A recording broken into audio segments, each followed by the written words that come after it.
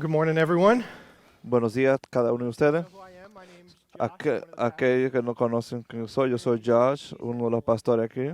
Esta es una temporada única en la iglesia que damos.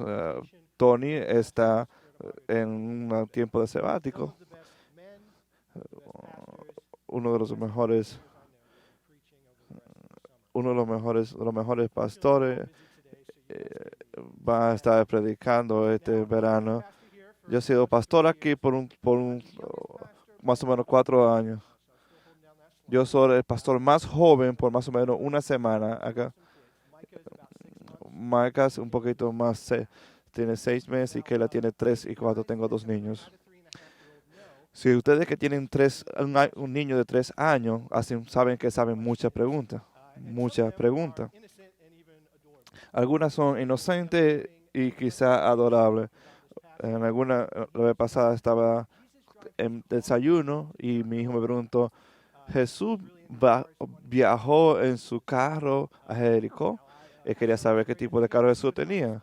Y yo traté de corregir su herejía en mi respuesta diciéndole de que cuando Jesús está en su tiempo no tenía carro, no había carro en aquel entonces. En adición a estas preguntas que son adorables, él es persistente en alguna pregunta. Y cuando mi esposa me dice, mi esposa me dice, va a sacar la basura, por favor, esta noche. Y Caleb no estaba eh, satisfecho con eso y me preguntó, papá, ¿tú vas a sacar la basura ahora? Y como que 45 segundos más tarde, y 45 más tarde, y me pregunto una vez más, ¿vas a sacar la basura afuera? Y, y él también tener preguntas que son un poquito más astutas. La otra mañana me dijo, ¿está lloviendo afuera? Yo dije, no, no. Yo dije, esto no está, est- y él está afuera juzgando. ¿Por qué? Porque el día antes que estaba jugando. Y me preguntó, ¿qué puedo ir afuera a jugar? Y me dijo, no. Y, dijo, y me dijo, no. Y él estaba jugando afuera porque está soleado. Jesús nunca tuvo un niño pequeño, pero sí se le hizo muchas preguntas durante los 4 evangelios. Y él la pudo manejar mejor que yo, porque como Dios mismo en forma humana, fue paciente, sabio y fue a menudo penetrante con su respuesta. Cuando se le preguntó a los 12 años, Jesús, ¿dónde has estado? Con- Hasta llegar hasta su muerte, cuando se le preguntó, ¿eres tú el rey de los judíos? Cuando le preguntó Pilato. Y esa pregunta que se le hicieron, como mandó Juan y Santiago, vamos a mandarle fuego. Podemos mandarle fuego a esta gente que fueron molestosas con nosotros. Aquí tenemos unas cuantas preguntas que le hacen preguntas a Jesús de manera que parece importancia personal. Pero son preguntas que son enfocadas en sí mismo en vez de ser enfocadas en los demás o en Jesús. Pero Jesús estaba listo para responder, no solamente para motivarlo en esa pregunta que ellos preguntaron, sino para definir lo que ellos estaban preguntando. Así que Jesús va aquí a darnos lo que significa ser un discípulo. Es primeramente amar a Dios con todo lo que tenemos y de ese amor servir y amar a los demás. Un amor que se extiende a los demás. Para, para cortar un poquito más, vamos a ver el punto principal para este texto, que es Dios nos llama a una devoción sin límite hacia Él y de ahí debe fluir el servicio sincero. Así que vamos a ver el texto que nos enseña ahora. Cuando estudiamos cualquier texto de la Escritura, primero tenemos que mirar el contexto. El contexto es el rey, como me dijo un profesor en la universidad.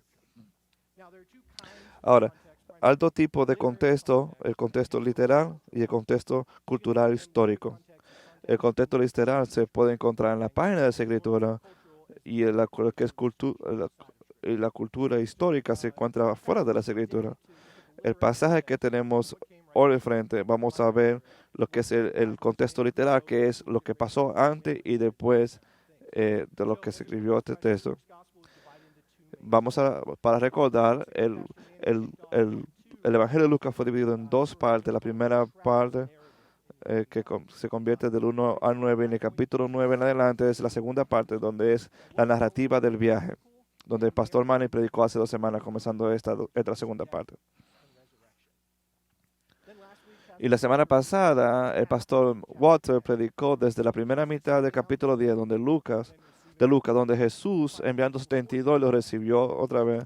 Y finalmente vemos al final de ese pasaje, donde Jesús le habla a los discípulos y explicando que la verdad ha sido escondida de los sabios y los entendidos y ha sido revelada a los niños.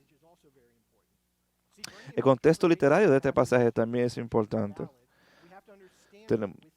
Tenemos que entender el contexto en el contexto que fue dado, el pasaje en el contexto que fue dado. Dios escribió en un tiempo, en la historia, por un tipo de persona, para un tipo de persona. Tenemos que entender el tiempo y la persona para poder entender las escrituras. Muy a menudo tratamos de entender las escrituras en nuestros propios ojos, con nuestras propias presuposiciones. Y lo que vamos a hacer es mirar el texto y ver cómo el texto aplica a nosotros. Vamos a mirarlo en su contexto, en el contexto que fue escrito y ocurrió. Así que vamos a entrar a la primera pregunta. Pregunta número 1. ¿Cómo heredaré la vida eterna?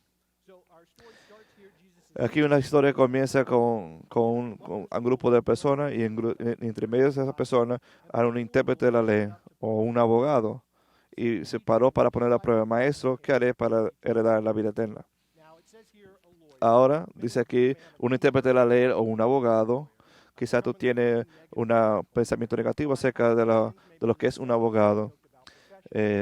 Aparte de lo político, es la profesión donde más se bromea. Pero este abogado que está aquí es un poquito diferente. Es un estudiante de la ley. Él era un erudito bíblico. Quizá había estudiado los primeros 5 libros de la Biblia, el Pentateuco. Así por fuera se puede ver que es una pregunta que ha sido pensada. Él está preguntando al Mesías cómo tener vida eterna. Muy bien. Excepto de que eso no es lo que sucede. Si esto fuera una comedia, pudiéramos ver la narrativa, como dijeron, o cuando una persona mira a la cámara, mira, sí, traté de poder atraparlo en algo, en decir algo erótico. Pero esto no es una comedia, pero aún tenemos la narrativa, que que mismo Lucas nos da lo que en realidad está sucediendo, que describe lo que cerca de lo que ellos están tratando de hacer, de desacreditar lo que Jesús es. Este intérprete de la ley él nos está preguntando esta pregunta con un corazón puro. Él estaba presente cuando Jesús estaba enseñando. Él tuvo la oportunidad de ser cambiado por la misma palabra de Dios. ¿Y qué es lo que trata de hacer? Lo que trata de atrapar a Jesús en algo herético. Puede verlo más adelante en la pregunta que él hace. Si él sabe que en realidad lo que Jesús es y quién es para nosotros, esa era la última pregunta que él haría a Jesús. ¿Por qué? Porque Jesús es la vida eterna. Él es el libro que describe la vida eterna. Los escribas les gustaba hacer debates como esto, los debates técnicos. Y Jesús era tan agudo como cualquiera de ellos. Tú sabes, él era la palabra de Dios hecha en carne. Es elitismo versus la enseñanza para todos. Y Jesús se dirigía a una audiencia más amplia.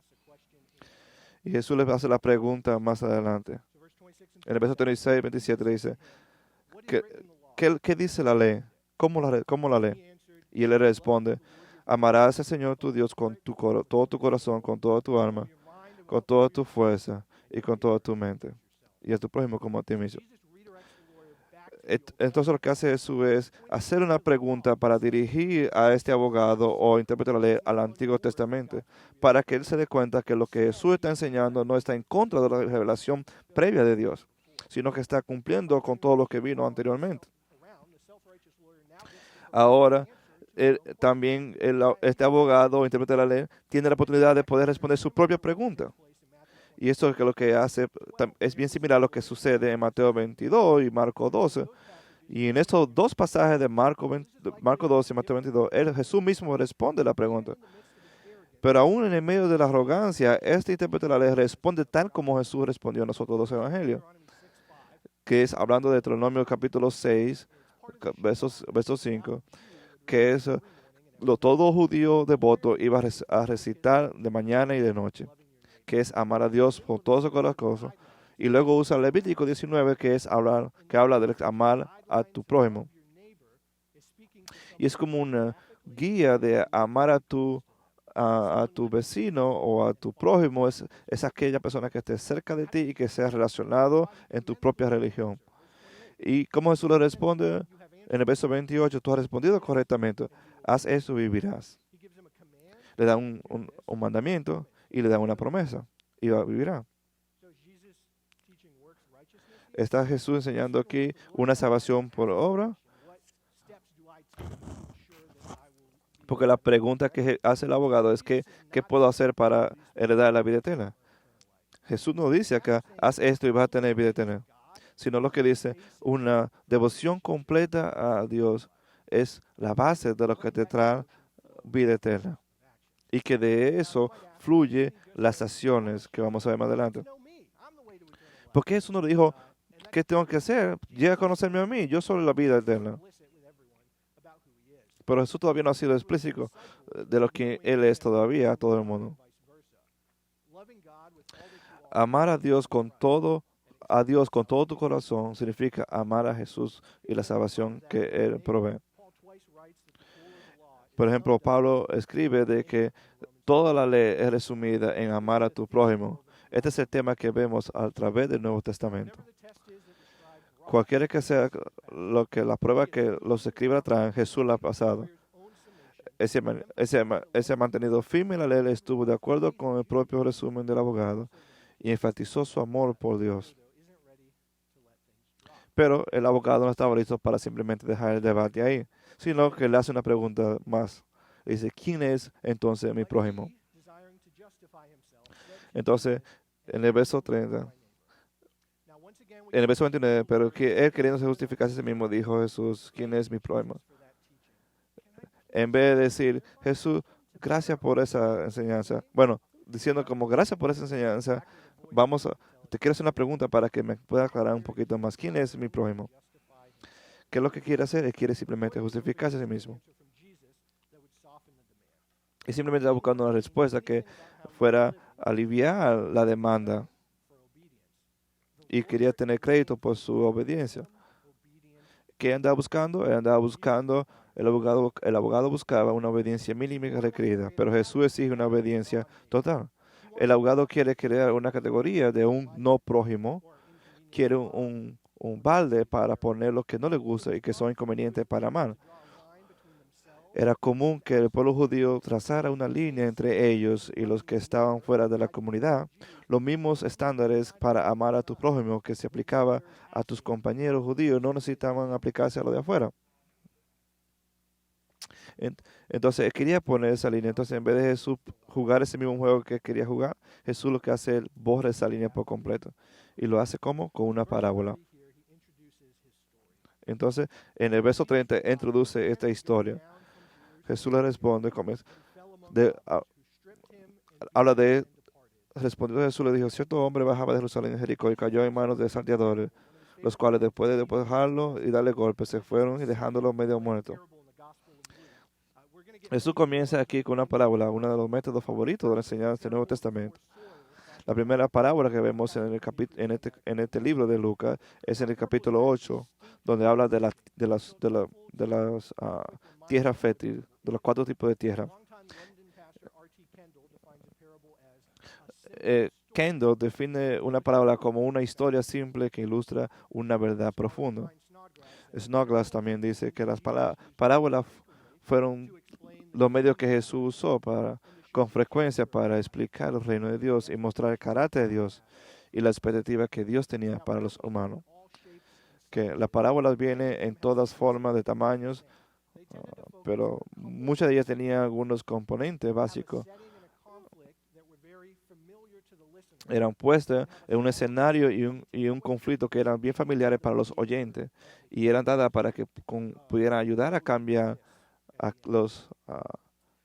el comportamiento de los que escuchaban, como ve y a esto.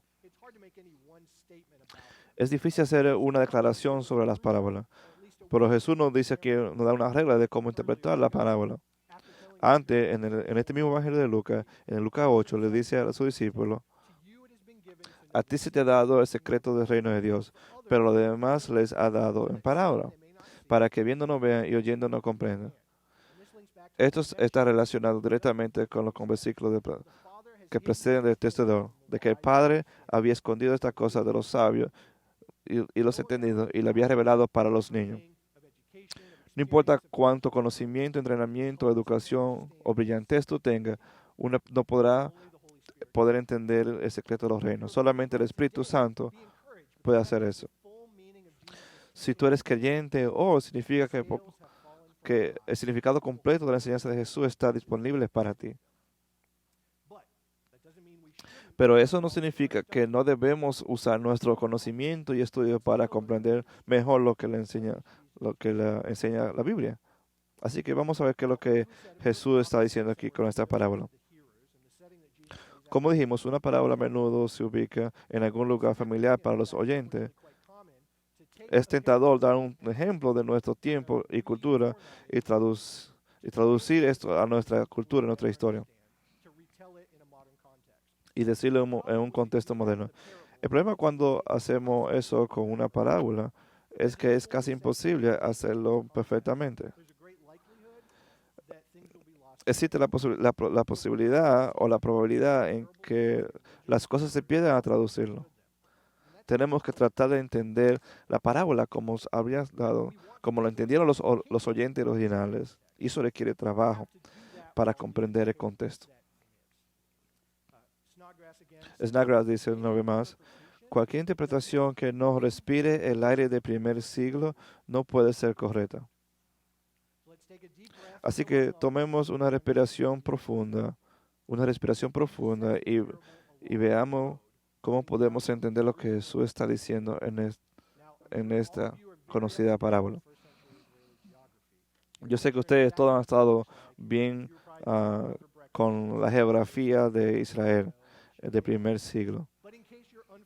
Pero quizás si no tiene ese conocimiento, vamos a entrar a ese contexto parado en dos pies, con una foto aquí en este mapa.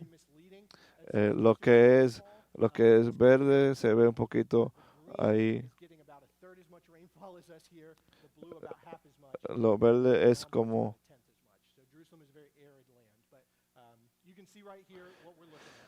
lo que tú puedes saber aquí es a la mano izquierda está la tierra de Israel en el mapa. En ese tiempo, cuando Israel estaba conquistado por el imperio romano, y Israel era más o menos el tamaño de New Jersey. Y lo que tú puedes ver en la primera parte de arriba es Galilea, donde Jesús pasó mucho tiempo.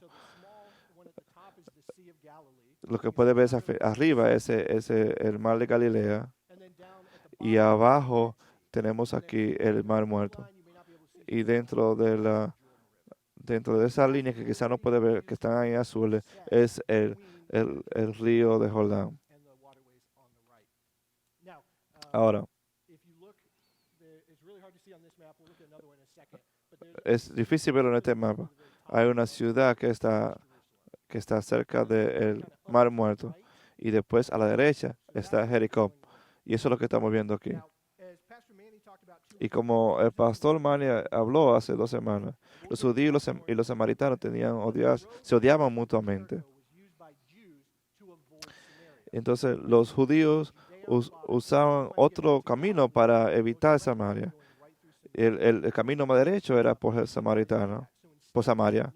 Y los judíos no querían hacer eso. ¿Qué hacían ellos? Entonces se iban todos alrededor al este, en una tierra que se llama Perea, y regresaban otra vez a esa misión. Eso tomaba días para llegar a él.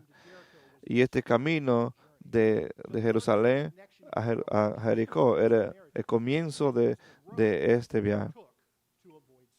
Este es el camino que yo tenía que tomar para evitar entrar a Samaritano. Aquí vemos un segundo mapa, que yo creo que tú puedes ver un poquito más acá.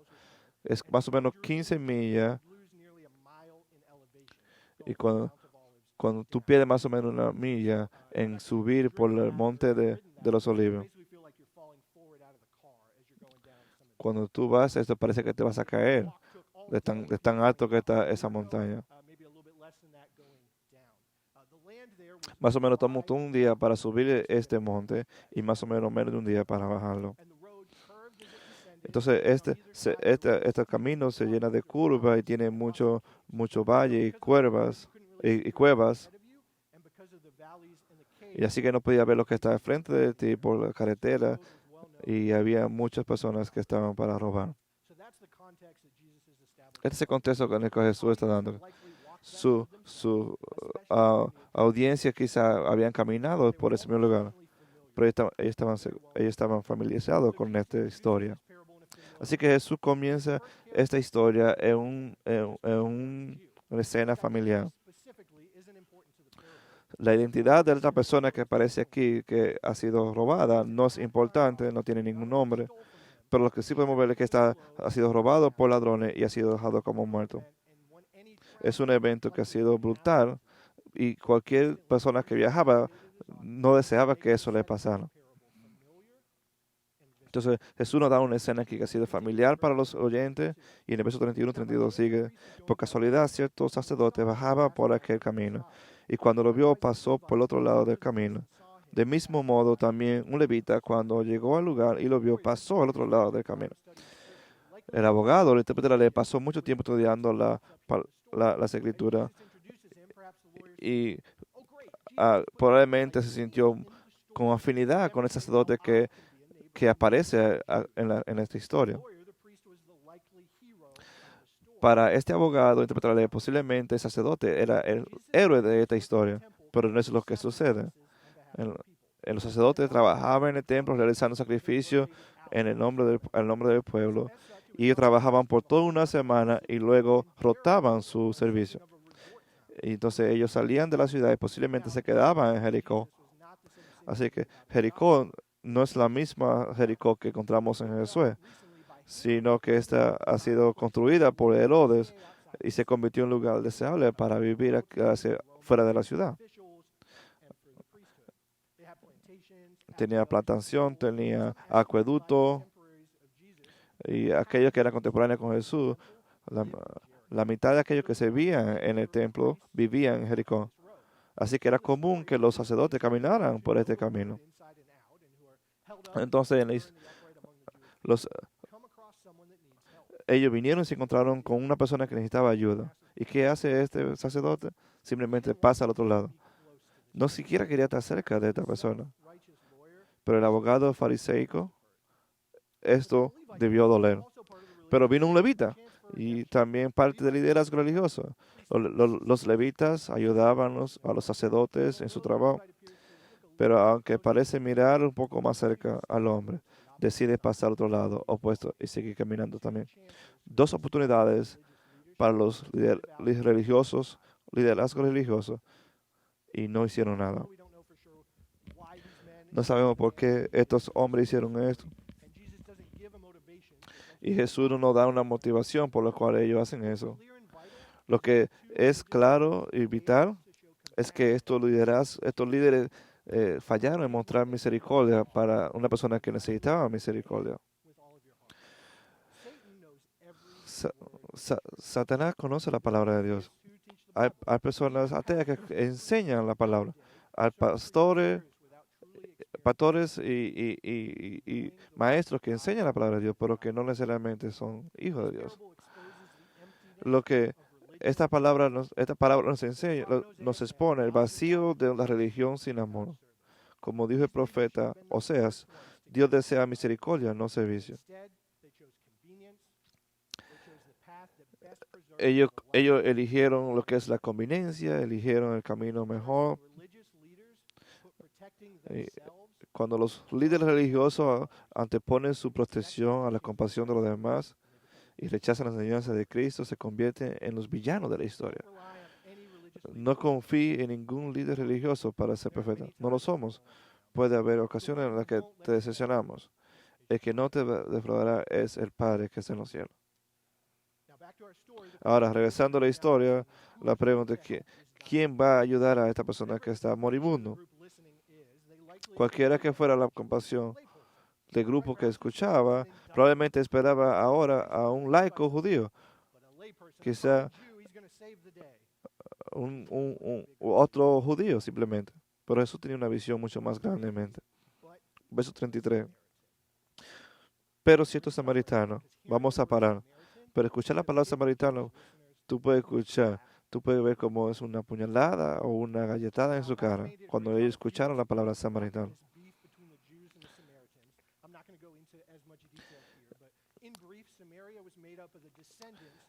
Los samaritanos, en resumen, los samaritanos estaban formados por descendientes de judíos y gentiles, lo que significaba que aquellos que alguna vez fueron judíos y habían cometido idolatría relacionada. Su descendiente vivía en la tierra de una vez en el centro del reino del norte de Israel y su religión era muy similar a la fe. Su religión era muy similar a la religión judía, pero con un par de diferencias clave.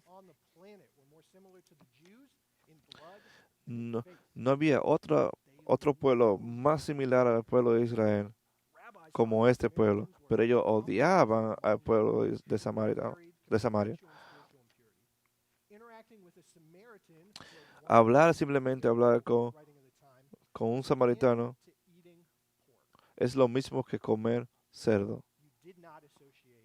Simplemente no te asociabas con un samaritano si tú eres un judío. Los samaritanos se convirtieron en común por esta parábola en nuestra cultura. Tenemos quizá alguna compañía que se llaman samaritanos o ministerio que se llaman samaritanos. No, simplemente porque los samaritanos fueron odiados. Este es el camino que ellos tenían que evitar para evitar hablar con los samaritanos. Pero aquí vemos los samaritanos eran detestables. Es difícil y tratar de poner esta historia en nuestro tiempo. Vamos a hablar de un fanático de Duke que ha sido robado por uno de UNC, fanático de UNC. Tenemos que mantener el contexto. No podemos hacer algo como eso. Algunos de ustedes pueden decir Alabama versus Georgia, pero eso no se aplica. Aún si sea el debate de blancos y negros o por vida o por el aborto, no se puede comparar. Nada en nuestro contexto se puede comparar a eso. Esto no significa que no lo apliquemos. De hecho, este pasaje se aplica a todas estas cosas. Cuando entendemos esto en un contexto adecuado, pone la barra increíblemente alta.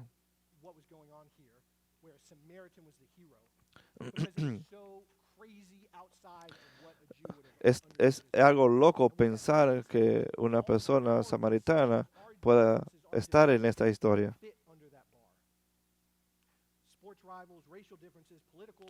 Aquellos que están en contra políticamente o incluso que sean de otra religión.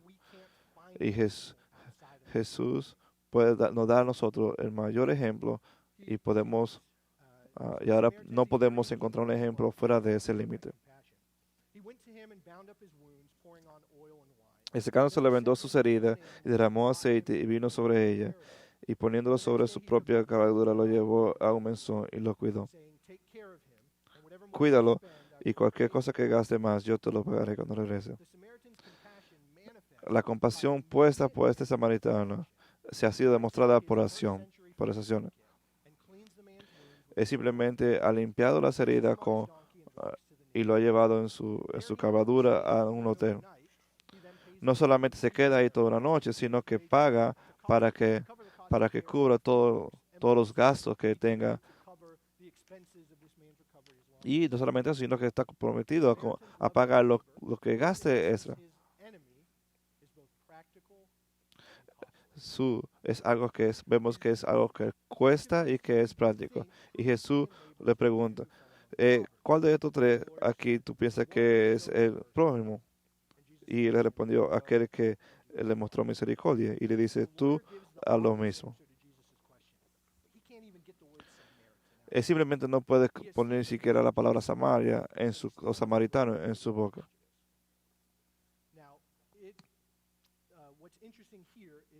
Lo que es interesante aquí es que un hombre judío es el que recibe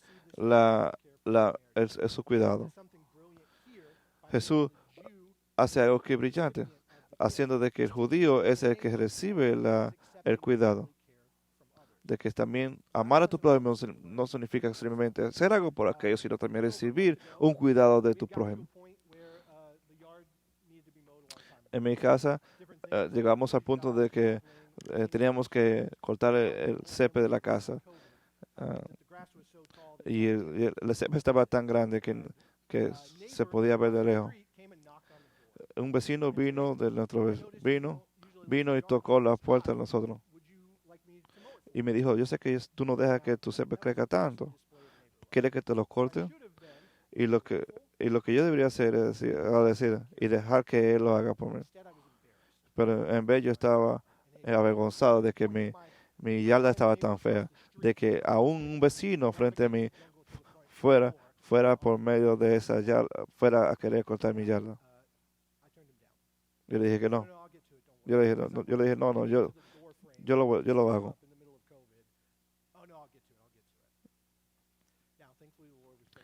Gracias que el Señor fue misericordioso. Mi esposa me dijo, eso no fue sabio. Otro vecino, sí, otro vecino vino el siguiente día. ¿Tú quieres que yo te corte el gras, que corte el césped?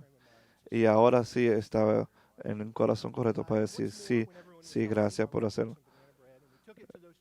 Y mi esposa hizo un pan de banana y se lo llevamos a esos dos vecinos para tratar de mantener una relación con ellos. Esta era una pregunta difícil y para poder eh, de un judío recibir este cuidado. Y eso lo que hace es no poner al judío como héroe de la historia. Si tú pones tu mente en la mente del samaritano, el, el, ju- el abogado nunca pensó de que una persona fuera de su contexto o fuera de su cultura sería su prójimo.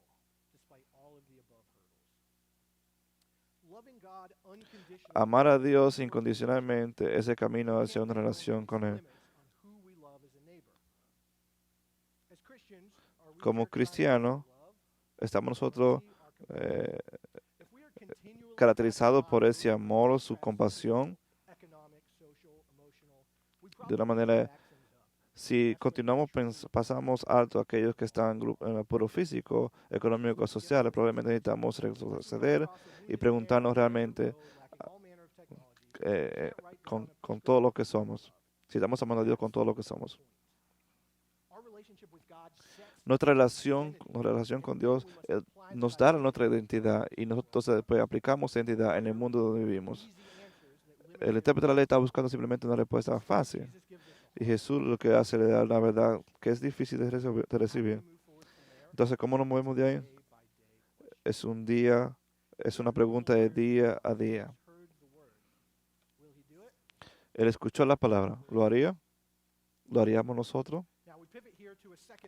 Estamos pasando a la segunda historia, una breve descripción de la visita de Jesús que le hace a un amigo. Y la pregunta es, ¿puede decirle a mi hermana que por favor me ayude? Y eso es una pregunta que la semana hacen. De verso 38 y 39. Mientras iban ellos de camino, él entró a cierta aldea y una mujer llamada Marta le recibió en su casa. Y ella tenía una hermana que se llamaba María, que sentada a los pies del Señor escuchaba su palabra. Si tú te acuerdas de esa historia, sabes de que Jesús ama a esta familia, de que Jesús ama a esta familia y disfrutaba visitar a esta familia.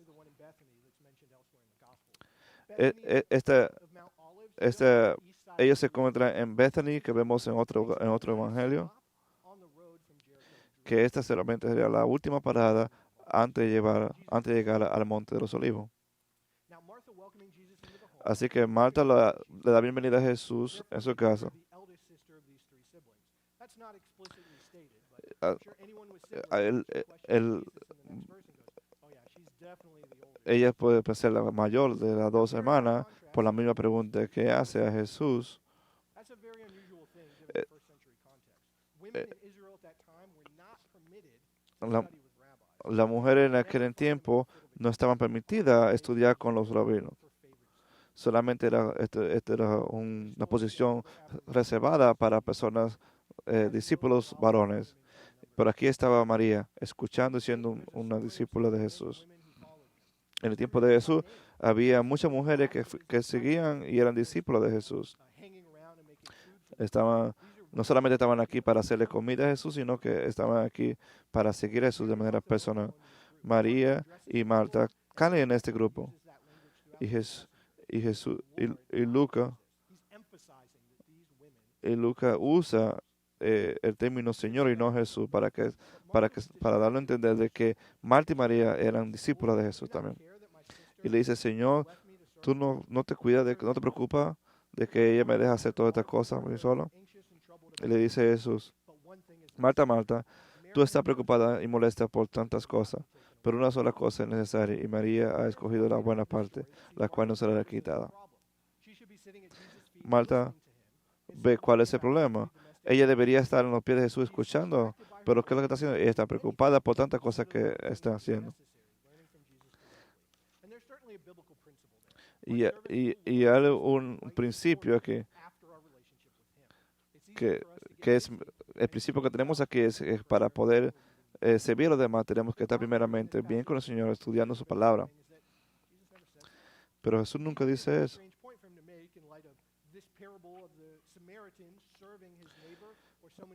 Esta, es, esta palabra que pareciera que se conecta con lo que Jesús le dijo al maestro de la ley, porque ella está sirviendo a los demás. Pero ¿qué es lo que dice Jesús? Jesús dice que María había escogido lo mejor. Las dos tienen un carácter excelente. El problema de Marta no fue que estaba sirviendo, sino que estaba poniendo mucha atención a lo que María estaba haciendo. Ella no estaba mal por ser hospitalaria, sino que ella estaba mal por decir que María, por querer que María no siguiera escuchando la enseñanza de eso.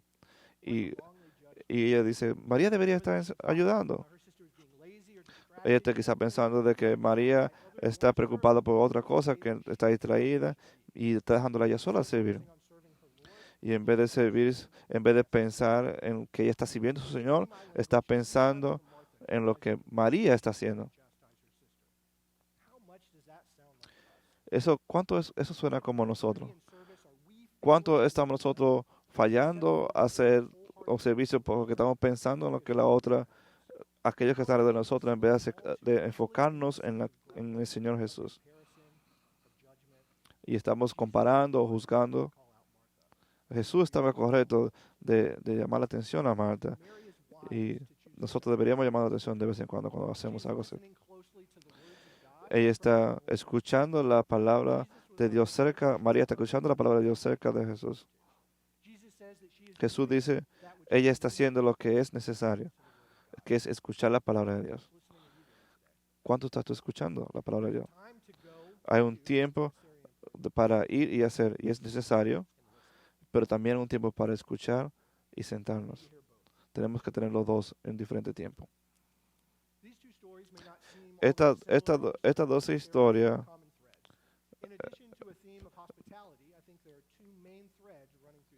vemos aquí dos temas que están pasando. Primero, Los samaritanos pueden ser héroe y las mujeres pueden ser discípulos. Hoy es ah, junio 17, una fecha donde se celebra la libertad de los esclavos aquí en nuestro país. Este pecado fue hecho posible por personas cuando personas quisieron poner una línea entre nosotros y ellos. Como cristianos no podemos ser las personas que tengan esa marca. La iglesia de Cristo solamente tiene una sola línea de victoria. Amas a Dios con todo tu corazón. Es Cristo Jesús tu Señor y Salvador.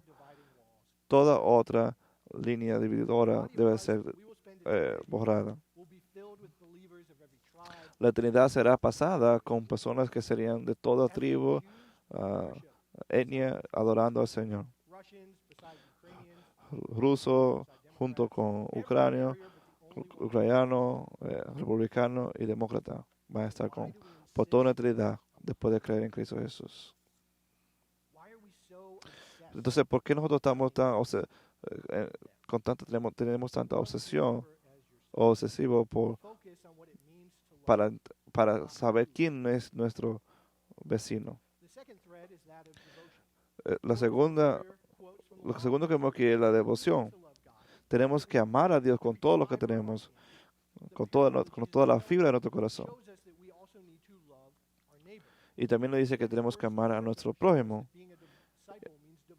Y vemos después que ser un discípulo es una devoción a Jesús, en la historia de Marta. Amar a Jesús sin amar a tu prójimo es faltar a lo que Jesús está enseñando. O amar al vecino y no amar a Jesús también es faltar a su enseñanza. La siguiente semana, Trevor va a estar predicando lo que es orar al Señor. Ahora, al final, en Juan 19, ve a su familia en la resurrección. Ve a esta familia una vez más en la muerte de Lázaro. Y ella puede hablar eh, a Jesús. Y le dice, Jesús, si tú hubieras estado acá, Señor, mi hermano no hubiese muerto.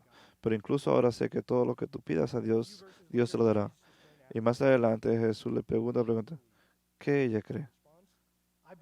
Y ella respondió, yo creo que tú eres el Cristo, el Hijo de Dios. Ella lo tiene. El Señor fue misericordioso con ella, en revelarle estos misterios de quién era Jesús y por quién había venido. Y por qué había venido. Ella es una excelente imagen de discípulo del Señor que ama a Dios con todo su corazón, su mente y fuerza. Ella ha elegido lo que es mejor. Y Marta preparó y le sirvió cena para todos. Su hospitalidad no es un impedimento para su fe, sino una aplicación natural de ella. Entonces, ¿qué pregunta necesitamos hacer al Señor a la luz de este texto? No es preguntarnos la frustración que tenemos. Quizá la pregunta es, Señor, revela cosas en mi corazón donde que yo no puedo ver. O quizá es, Señor, ayúdame a librarme de la tendencia para escoger lo que es fácil, la opción que es segura y proteger mi reputación. O Señor, o puede ser Señor, puede enseñarme lo que significa servir con corazón alegre y no celoso. No, no le haga esa pregunta a otro, sino que pregunta con otra persona, con tu grupo pequeño.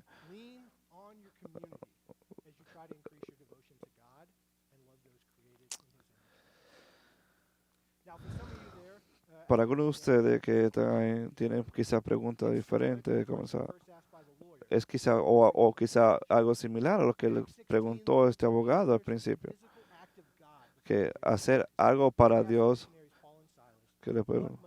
¿qué puedo hacer para ser salvo? Le preguntó en Filipos a Pablo. Y le dice Pablo, creer en el Señor Jesús y serás salvo. Esa es la pregunta con la que todos debemos comenzar.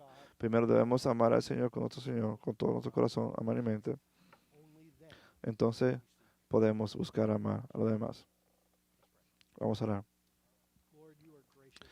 Señor, has sido misericordioso con nosotros en revelar la verdad de la Escritura. Señor, llámanos a ti.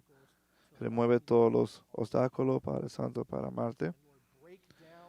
Señor, rompe nuestras preposiciones, para amar a los demás.